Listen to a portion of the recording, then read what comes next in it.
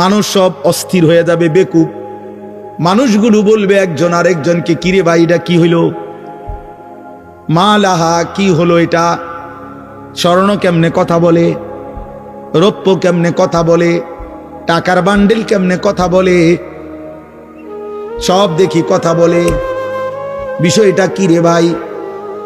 রব্বুল আলামিন তখন বলবেন ইয়াউমা ইদিন তুহাদ্দিসু আখবারাহা, আল্লাহ বলবে বান্দা অবাক হয়ে গেলা, আশ্চর্য হয়ে গেলা, স্বর্ণ চাকা রৌপ্যের চাকা কথা বলা দেখে বান্দা এবার নতুন আশ্চর্য দেখো। ইয়াউমা ইদিন তুহাদ্দিসু আখবারাহা, তোমার সারা জিন্দেগীর ভালো মন্দ সমস্ত কর্মকাণ্ড এবার তোমার পায়ের নিচের জমিন কথা বলবে। এবার শোনো, এবার শোনো তোমার জমিন কি বলে, এবার শোনো জমিন কি বলে। জমিনও কথা বলে। ইয়াউমা ইদিন তুহাদ্দিসু আখবারাহা, জমিনের সব খবর জমিন বলে দিবে। দোস্ত, এই পৃথিবীর সব খবর জমিনের মধ্যে হেফাজত আছে। জমিনে অত্যাধুনিক স্বয়ংক্রিয় মেশিন আছে জমিনের মধ্যে। এই পৃথিবীর যত আধুনিকতা বিজ্ঞানের মাথা, এটা কিন্তু রবের দেওয়া। প্রযুক্তির সমস্ত উৎকর্ষ এটা যিনি পরিমিত মাত্রায়, নাহলে একসাথে যে এই বিজ্ঞানী এখন এটা আবিষ্কার করতে আসছে, 30 বছর আগের বিজ্ঞানীরা ফাইল না গা। হেরাও তো বিজ্ঞানী ছিল না। কোরআন শরীফে আছে, আল্লাহ ওয়াদা দিছে ওয়ায়াখলুকুকুম মা লা তা'লামুন, বান্দা তোমরা জানো না, আমি ধীরে ধীরে আমি আল্লাহ তাআলা সৃষ্টি করতেই থাকবো। আমি আস্তে আস্তে এমন আধুনিক বানাবো। আধুনিক হতে হতে আমরা তাফসিরে পড়ছি, আধুনিকতার শেষ সীমা, চূড়ান্ত সীমায় যখন পৌঁছবে অত্যাধুনিক এবং গতি। মনে রাখবেন, আধুনিকতার মূল স্লোগান হলো গতি, দ্রুততা। দ্রুততা যত আধুনিক হওয়া এটা হলো স্লো না, মানে দ্রুততাটাই হলো আধুনিকতা। আরো তাড়াতাড়ি, আরো তাড়াতাড়ি, আরো তাড়াতাড়ি, 4G 5G 6G, আরো আরো আরো গতি, আরো গতি, আরো গতি, আরো গতি। আল্লাহ বলেন এইভাবে ইসরাফিল ফুর সময় যেই গতি হবে, এর পরের গতিতে যখন হাসরের মাঠ কায়েম হবে, তো এই কোটি কোটি আদম থেকে ইসরাফিলের ফু পর্যন্ত এই গোটা সৃষ্টির বিচারের টাইমটা আল্লাহ বলেন এত দ্রুত গতিতে কাল্লামহিল বাসার, চোখের একটা পলকের মতো শেষ হয়ে গেছে। এত দ্রুত গতি। এটা কত জি আল্লাহ কইতার, 4G না 5G তো এটা নাই তখন। হ্যাঁ, এই জন্য আমরা প্রত্যেকেই দয়া করে প্রত্যেকেই আমরা নজরের হেফাজত করব। বলেন ইনশাআল্লাহ। চোখের হেফাজত করব ইনশাআল্লাহ। নওজোয়ান ভাই অনেক কষ্ট করে, যে কয়জন ভাই বাবা বসে আছেন, আপনাদেরকে এটা প্রথম বললাম, দয়া করে রহম করেন, রহম করেন। এই চোখ আল্লাহর দেওয়া। এই কোন দুর্ভাগ্য চোখ, যে চোখ তার রবের কালাম কখনোই দেখল না। হায় যুবক, হায় বাবা, যে চোখ তার মালিকের কালামই পড়তে পারল না, যে জিহ্বা তার রবের কালামই পড়তে পারল না। আমার তো মনে হয় ওই জিহ্বা কথাই বলতে জানে না, ওই চোখ তো কিছুই দেখেন। আমি দুইটা কথা সব সময় আমার মনে হয়, আরে একটা হলো যেই জিহ্বা আল্লাহর কোরআন দেখে দেখেও পড়তে পারে না, আমার কাছে মনে হয় এটা কোনো জিহ্বাই না, তার কোনো জিহ্বাই নেই। আর আমার আরেকটা বিষয় হলো, আমার সবসময় মনে হয় যেই চোখ কাবার কালো গিলাফ দেখে নাই, মদিনার সবুজ গম্বুজ দেখে নাই, আমার মনে হয় ওই চোখ কিছুই দেখে না।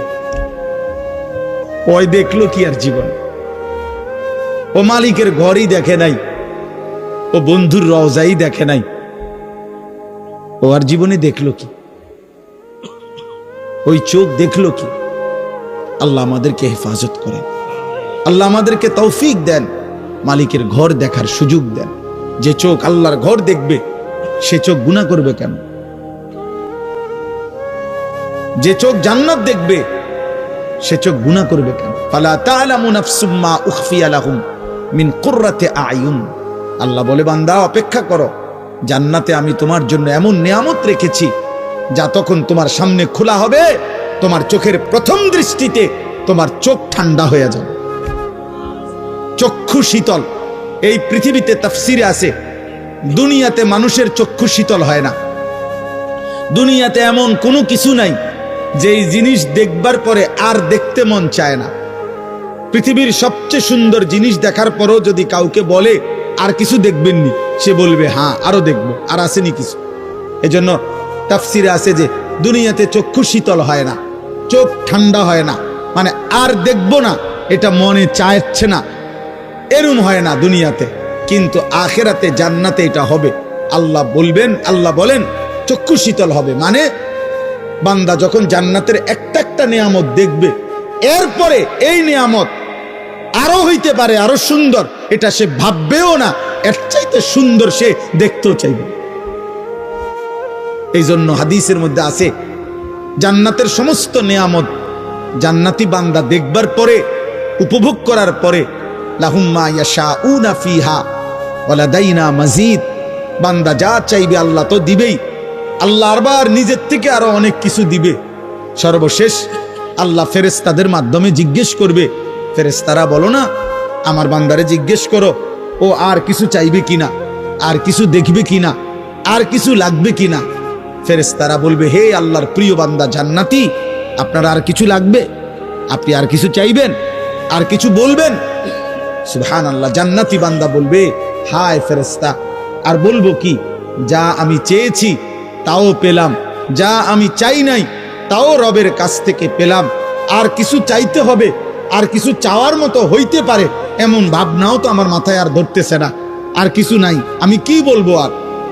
তো ফেরেশতা বলবে, ইয়া রব, আয় মাওলা, আপনার বান্দা আর কিছুই চাচ্ছে না, ওর আর চাওয়ার মতো কিছু ধারণাও আসতেছে না, চাওয়ার মতো কিছু নাই ওর, ও যা চাইছে তাও পাইছে, আপনার থেকে আরো অনেক কিছু পাইছে, এখন আর কিছুই চাচ্ছে না। সুবহানাল্লাহ। তাফসিরে আছে, হাদিসে আল্লাহ তাআলা বলবেন, ফেরেশতা ওয়ালাদাইনা মাজিদ, কিন্তু আমার কাছে তো আরো আছে, আমার কাছে তো আরো আছে। ফেরেশতা তখন বলবে, আল্লাহ, ফেরেশতারও মাথা ধরবে না তখন। ফেরেশতা বলবে, মাওলা, এবার তাইলে আপনার বান্দারে আপনি কি দিবেন? আপনার জান্নাতে যা ছিল তা তো দিছেনই সব, এখন কি দিবেন আর? রব্বুল আলামিন বলবেন, বান্দা 70,000 নূরের পর্দা আমার সরিয়ে দাও, আমার বান্দা এবার আমাকেই শুধু দেখবে,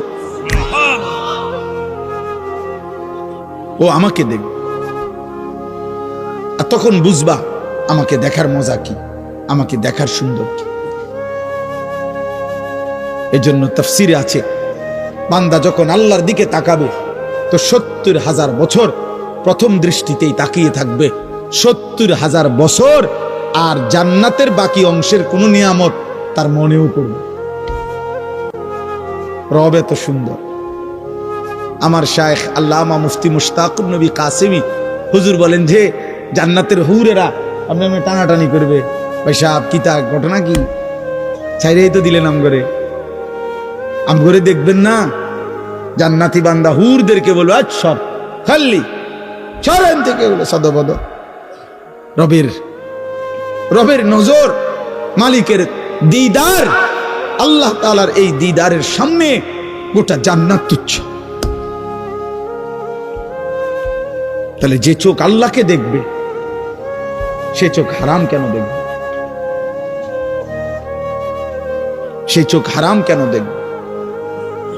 আল্লাহ আমাদেরকে তৌফিক দান করেন, আল্লাহ আমাদেরকে কবুল করে নেন। আমার ভাই, আমার বাপ, মহান আল্লাহ পাক রব্বুল আলামিন, আমি ছোট্ট শুধু তরজমাটা বলি। সূরা ফাতিহার 4টা আয়াত আল্লাহ তাআলা আমাদেরকে বলছেন, আলহামদুলিল্লাহি রাব্বিল আলামিন, সমস্ত প্রশংসা আল্লাহ তাআলার জন্য, যিনি জগৎ সমূহের পালন কর্তা। এই ছোট্ট কথাটা আমি শুধু অল্প একটু বলতে চাই। আল্লাহ বলছেন আলহামদুলিল্লাহ, সমস্ত প্রশংসা আল্লাহর জন্য। কার জন্য? যদি বলি মাওলা সব প্রশংসা আপনার জন্য কেন, আল্লাহ বলবেন, তুমি চারদিকে আরেকবার নজর বুলাও তো বান্দা, অথবা তোমার নিজের মাঝে আছে দেখো তো বান্দা, হ্যাঁ আমার ছাড়া অন্য কারো কিছু আছে কিনা, সবই তো আমার, তো প্রশংসা আমার হবে না তো কার? তুমি দেখো বান্দা, দেখো চারিদিকে তাকাও, আরেকবার ঘুরে ঘুরে দেখো, তুমি মনে করো তো, তুমি বলো তো আমার ছাড়া কার কোনটা? চারিদিকের যত আয়োজন সবই তো আমার, ভালোবাসার যত রং সবই তো আমার, যত কিছু প্রিয়, যত কিছু পছন্দের, যত কিছু সুন্দর, ফুলের যত সুন্দর সে তো আমার দেওয়া, ফলের যত সুন্দর সে তো আমার দেওয়া, পাখির যত সুন্দর এ তো আমার দেওয়া, আসমান যত সুন্দর এ তো আমার দেওয়া, সূর্য যত সুন্দর আমার দেওয়া, চাঁদ যত সুন্দর আমার দেওয়া, এই কায়নাতের জাররা জাররা বিন্দু বিন্দু সবই তো আমার দেওয়া, তোমার স্ত্রী যত সৌন্দর্য আমার দেওয়া, তোমার কোলের বাচ্চা যত আদর তোমার তো আমার দেওয়া, তোমার মায়ের হাসি এ তো আমার দেওয়া, তোমার এক এক লোকমা খাবার এ তো আমার দেওয়া, তোমার অস্তিত্বের প্রত্যেকটা অঙ্গ আমার দেওয়া, সবই তো আমার। তো প্রশংসা আমার নয় তো কার? বলেন প্রশংসা কার?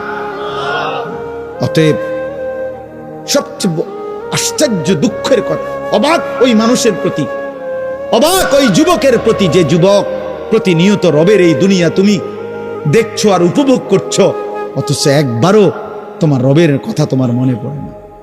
হায় হায় নাফরমান, ঠিক কি মানুষ রে! আমার সবসময় মনে হয়, মানে মুসলিম পরিচয় দিয়া যে এক ওয়াক্ত নামাজ পড়ে না, এটা কি মানুষের বাচ্চা রে! এটা মুসলমানের ঘরে এত বড় জানোয়ার হইল কেমনে? এটা এত বড় জানোয়ার মুসলমানের ঘরে হইল কেমনে? আশ্চর্য কথা, এটা আশ্চর্য। এটা রীতিমতো আমার অবাক লাগে যে হায় হায় হায় হায় হায়, 365 দিনে খোদার এক বছরে ও কোনোদিন ফজরের নামাজ পড়ে নাই, কোনোদিন 5 ওয়াক্ত নামাজ পড়ে নাই। এমন মালি করে কেমনে কে বুলায় দিল?